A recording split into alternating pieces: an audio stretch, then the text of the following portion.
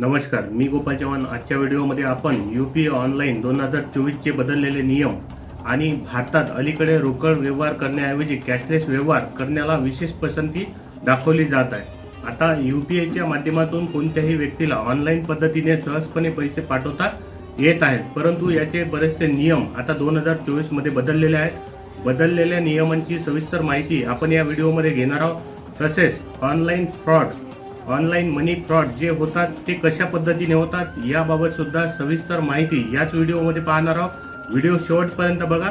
चला तर मग ऑनलाईन पेमेंटमध्ये यामध्ये गुगल पे, फोन पे, पेटीएम यासारख्या ॲप्लिकेशनचा समावेश होतो। विशेष म्हणजे या डिजिटल पेमेंटच्या ॲप्लिकेशनचा वापर दिवसांगणिक वाढतच आहे। जर तुम्ही ही डिजिटल पेमेंट ॲप्लिकेशनचा उपयोग करत असाल तर तुमच्यासाठी एक महत्त्वाची आणि मोठी अपडेट समोर आलेली आहे। खरे तर नॅशनल पेमेंट कॉर्पोरेशनच्या माध्यमातून यूपीआय पेमेंटच्या अनेक नियमांमध्ये बदल केले आहेत।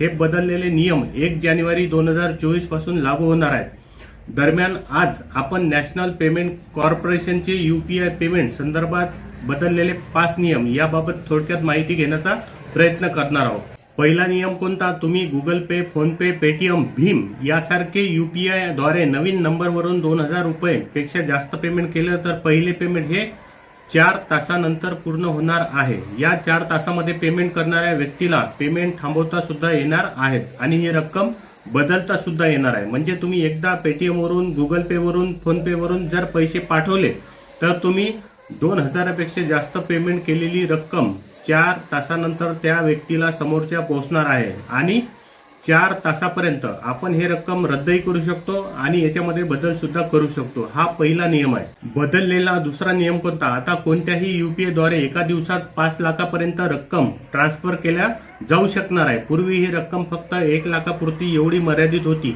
मात्र ही सेवा केवळ शैक्षणिक संस्था आणि रुग्णालयांसाठी लागू करण्यात आलेली आहे। ही सुविधा इतर कोणालाही उपलब्ध राहणार नाहीये। तिसरा नियम कोणता? तर एनपीसीआयने 1 जानेवारी 2024 पासून दैनंदिन वापराच्या रकमेतही वाढ केलेली आहे। आता 1 लाखापर्यंतचे दैनंदिन पेमेंट 24 तासात करता येणार आहे।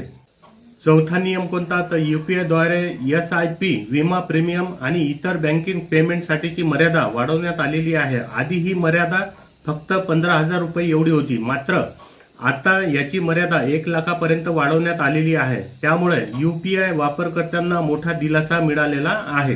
पाचवा नियम कोणता? तर पाचवा आणि सर्वात महत्त्वाचा नियम म्हणजे आता तुमच्या खात्यात पैसे नसले तरीही यूपीआय द्वारे मर्यादित रकमेपर्यंत पेमेंट करता येणार आहे। ही रक्कम तुम्हाला 45 दिवसासाठी व्याजाशिवाय उपलब्ध होणार आहे।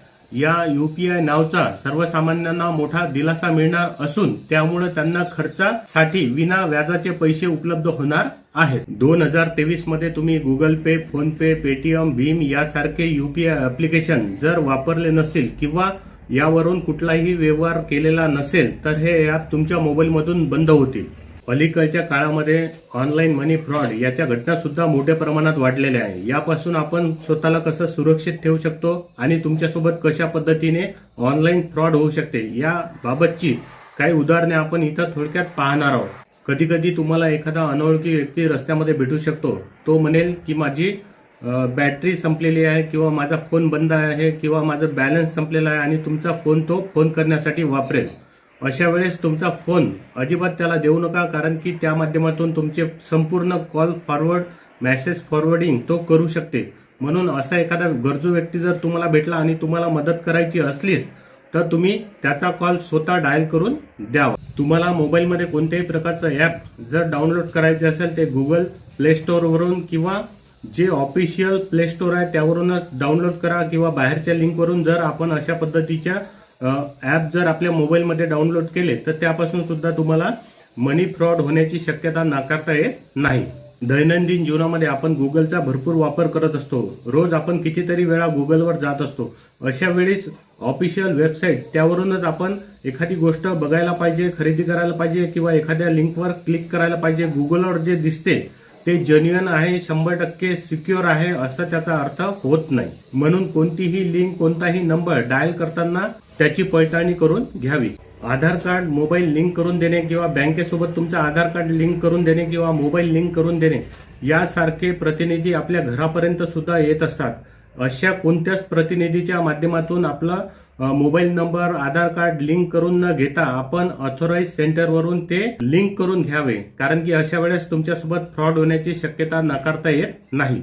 आजकाल सर्वजण ऑनलाईन शॉपिंग करत असतात. फ्लिपकार्ट, अमेझॉन यासारख्या वेबसाईटचा वापर आपण करत असतो, परंतु अशा ठिकाणच्या ऑर्डर तुमच्या कॅन्सल झालेल्या आहेत असा तुम्हाला कधी कधी अननोन नंबरवरून कॉल येतो आणि सांगतो की तुमचं कॅन्सल झालेलं पार्सल जर तुम्हाला पाहिजे असेल तर तुमच्या मोबाईलवर एक OTP येईल, तो OTP आम्हाला सांगा किंवा तुम्ही ₹5 सेंड करा, आम्ही जे लिंक पाठवली त्याचा वापर करा आणि परत तुम्हाला तुमचं पार्सल जे आहे ते मिळेल. परंतु हे सगळे स्कॅम आहेत आणि अशा पद्धतीने सुद्धा तुम्हाला फसवण्यात येते. UPI 2024 चे नियम तुम्हाला समजले असतील. याबाबत तुमचे मत काय? आणि हा व्हिडिओ जर तुम्हाला आवडला असेल तर हे चॅनल सबस्क्राईब करा, हा व्हिडिओ शेअर करा आणि लाईक करा. Thank you for watching.